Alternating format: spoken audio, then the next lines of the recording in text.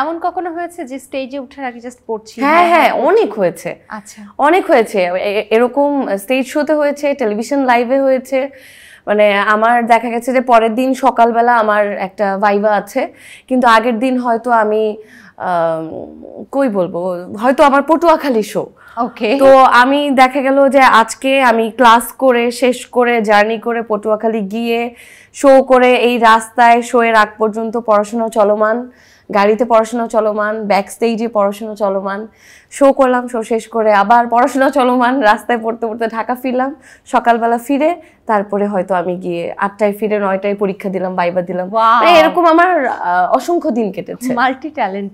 Multi talented কিনা জানি না, তবে আমার দুটো কাজের প্রতি আমার ভালোবাসা, আমার স্বপ্ন সবকিছু মিলেই হয়তো আমি ওই ডেডিকেশনটা দেওয়ার চেষ্টা করেছি, এবং পারিবারিক যে সাপোর্টটা সেটা না হলে হয়তো আমি এই দুটো জিনিসকে একসাথে ক্যারি করতে পারতাম না, যে কথাটা আসলে আমার সব ইন্টারভিউতেই বলতে হয়।